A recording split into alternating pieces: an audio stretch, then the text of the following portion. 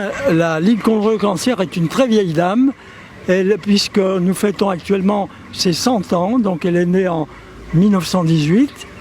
Cette Ligue nationale contre le cancer est composée d'un certain nombre de délégations, environ 103 comités départementaux, qui sont indépendants, dirigés par un président, et chaque comité a un certain nombre de délégations sous ses ordres.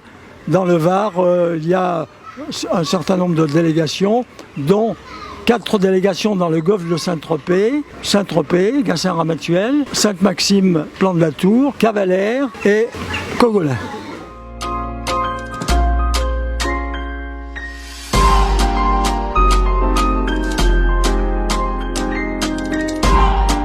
Nous sommes tous les deux des soignants. Mon mari est cardiologue et moi je suis infirmière spécialisée. Donc déjà nous étions dans le médical et nous avions envie à la retraite de nous occuper des malades. Donc on a pensé que la Ligue contre le cancer était un bon moyen d'aider les gens, parce que plus ça va, plus il y a de personnes atteintes du cancer, et donc plus ça va, plus elles ont besoin d'aide. Les malades et leurs familles aussi, parce qu'il faut penser que les familles sont atteintes par cette maladie, parce que évidemment, des fois c'est au point de vue financier, psychologique, c'est très difficile à vivre une personne qui a un cancer. Voilà.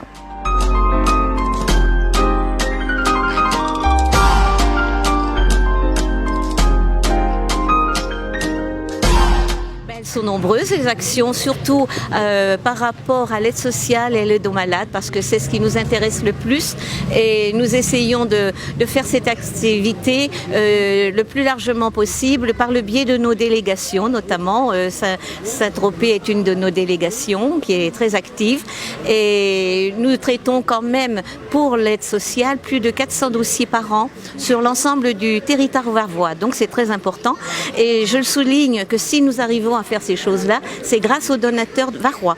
Parce que l'argent que nous recevons ne provient uniquement que des donateurs varois et est retourné dans le département. Alors nous avons plusieurs actions, bien sûr celle de l'aide sociale, l'aide aux malades, donc pécuniaire et psychologique. Et nous faisons des actions de prévention au milieu scolaire.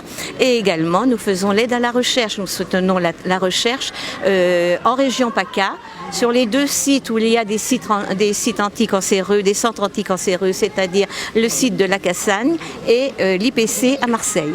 Voilà, ce sont nos 3 actions principales. Et ce que la Ligue cherche à faire maintenant, c'est de réintégrer davantage l'ancien malade dans sa vie sociale et active. C'est pour ça que nous allons essayer de contacter certaines entreprises pour leur expliquer ce qu'est le problème du cancer et qu'un ancien malade a le droit de retrouver son travail.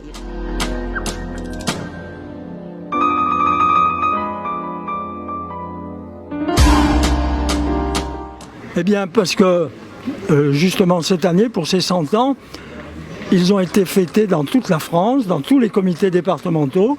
Et donc justement, on a pensé que ça serait bien, dans la délégation de Saint-Tropez, d'organiser un concert. On l'a proposé au président de la STAM, donc M. Alexandre Durand-Viel, qui a accepté volontiers et qui a introduit donc un 4e concert non prévu pour justement au profit du comité du Var de la Ligue contre le cancer. Ce concert, il est donné par François Letchiner.